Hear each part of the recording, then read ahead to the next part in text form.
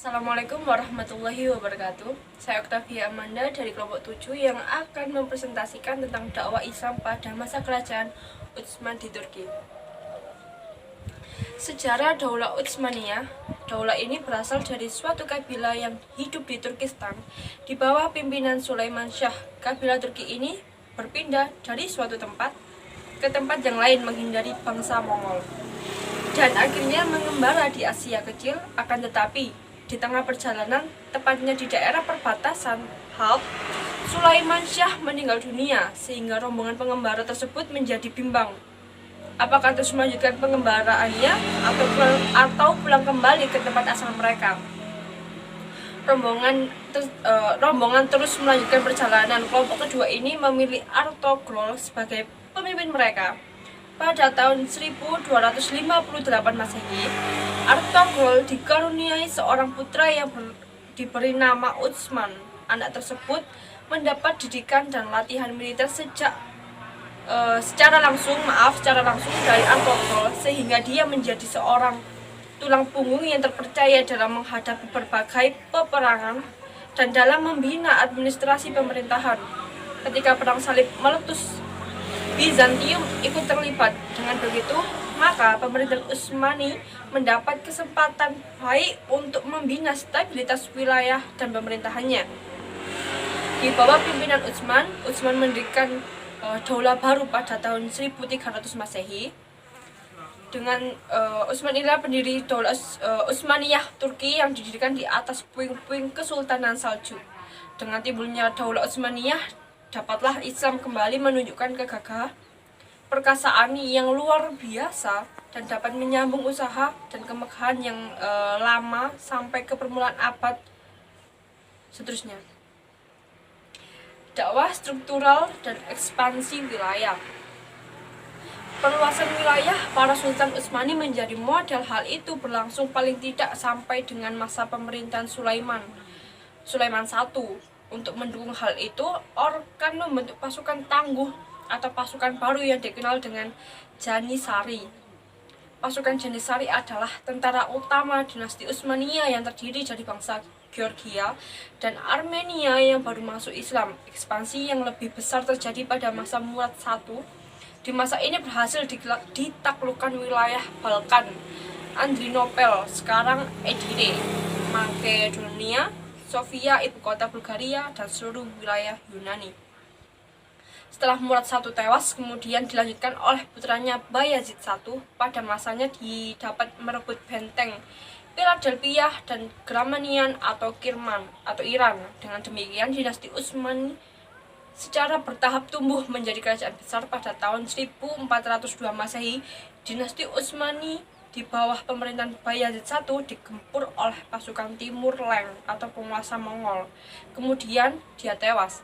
Setelah kekalahan tersebut, wilayah Utsmani hampir seluruhnya jatuh ke tangan Timur Leng.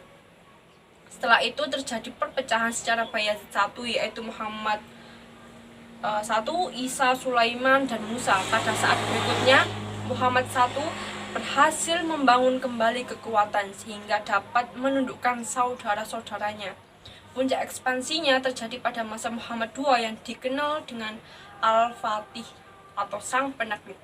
Pada masanya dilakukan ekspansi kekuatan Islam secara besar-besaran. Kota penting yang berhasil ditakluknya adalah Konstantinopel.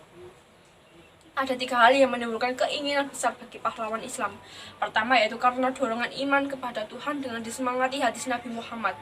2, karena Konstantinopel sebagai pusat peradaban dan kebudayaan. Yang ketiga, keindahan kota itu dan letaknya yang sangat strategis sebagai penghubungan antara 2 benua besar, yaitu Eropa dan Asia.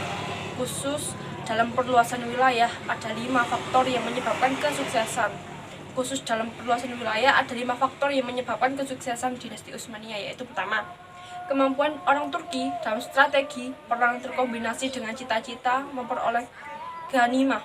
Yang kedua, sifat dan karakter orang Turki yang selalu ingin maju dan tidak pernah diam serta gaya hidupnya yang sederhana, sehingga memudahkan untuk tujuan penyerangan. Yang ketiga, semangat jihad dan mengembangkan Islam.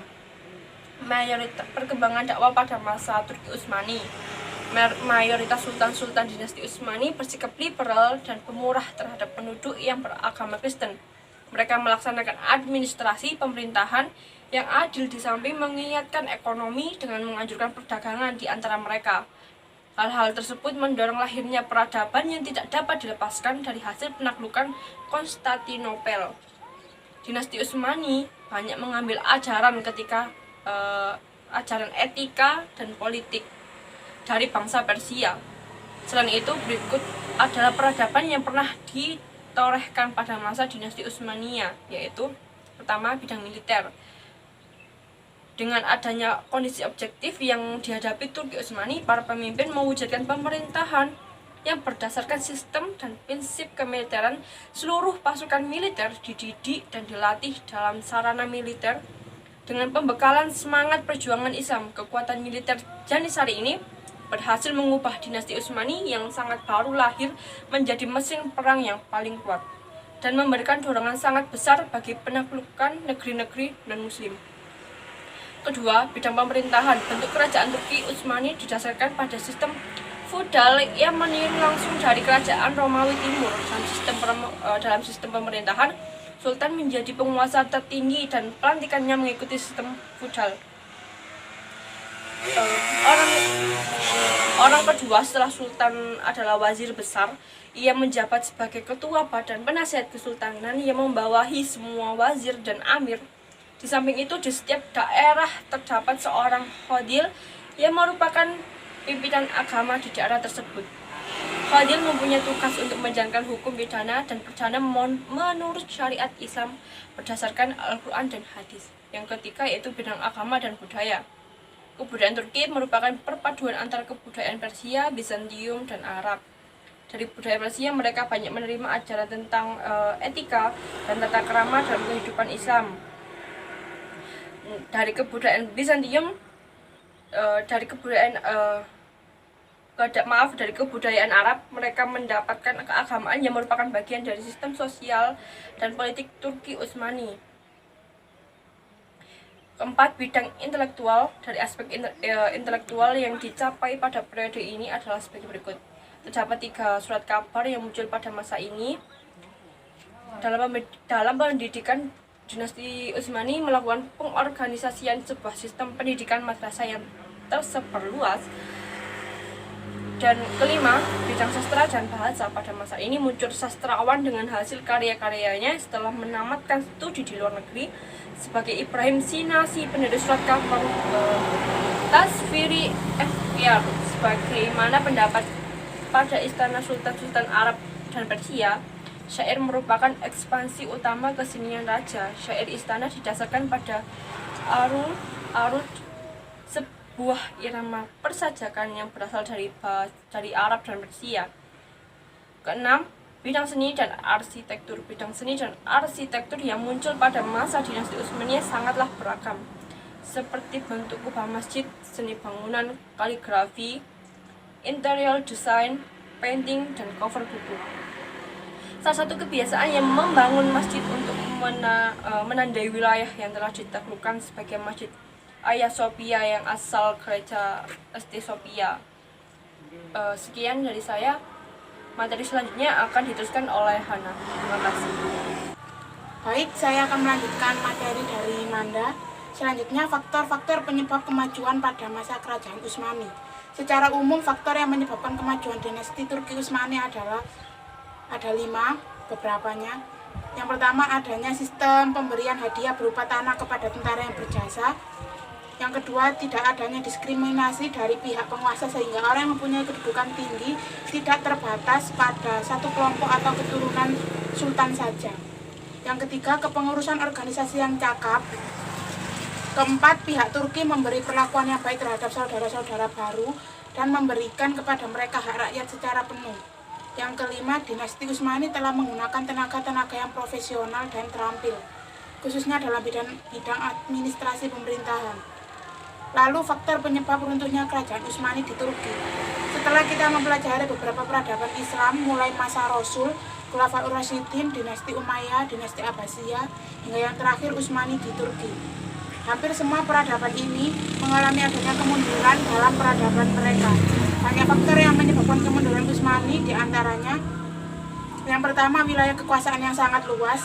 2. Heterogenisi penduduk. 3. Kelemahan para penguasa. 4. Budaya pungli. Lalu pemberontakan tentara Janisari, merosotnya ekonomi dan fenomena kekerasan dan hukum rimba. Lalu akhir dari dinasti Turki dan transformasi ke republik. Dinasti Turki Utsmani menganut sistem Khalifah Islamiyah. Wilayahnya yang meliputi Jazirah Arab, Balkan, Hongaria hingga kawasan Afrika Utara. Namun kekhalifahannya itu hancur karena konflik internal akibat perebutan kekuasaan yang juga melibatkan intervensi sejumlah negara asing. Hal ini berawal ketika adanya perlawanan yang dipimpin oleh Mustafa Kemal. Aksi ini menghancurkan Khalifah Islamiyah. Momen kehancuran ini terjadi ketika rakyat Turki melalui para wakilnya mengeluarkan piagam nasional, yaitu Al-Mistaq Al-Watani. Sejak itu, Turki menjadi sebuah negara sendiri dan terpisah dari wilayah yang dulu merupakan kesatuan dinasti Utsmani. Mustafa Kemal menjelaskan pada anggota Majelis Nasional Agung bahwa pemerintahan nasional didasarkan pada prinsip pokok kerakyatan, yang berarti bahwa kedaulatan dan semua kekuatan administrasi harus langsung diberikan kepada rakyat. Lalu kebijakan-kebijakan Kemal banyak dilatari oleh pemikiran Barat. Tujuan utama Turki Kemalis adalah pembangunan ekonomi dan modernisasi kultural. Reformasi dekade dari tahun 1920 sampai 1930 Masehi membawakan perubahan yang radikal. Konstitusi ini menegakkan hak persamaan wanita dalam pendidikan dan dalam pekerjaan, dan pada tahun 1934 Masehi kaum wanita diikutkan dalam pemilihan nasional. Alhasil, pada tahun 1935 Masehi beberapa perwakilan wanita terpilih menjadi bagian parlemen di Turki. Sekian presentasi dari saya dan Manda. Apabila kurang lebihnya saya mohon maaf. Saya akhiri. Wassalamualaikum warahmatullahi wabarakatuh.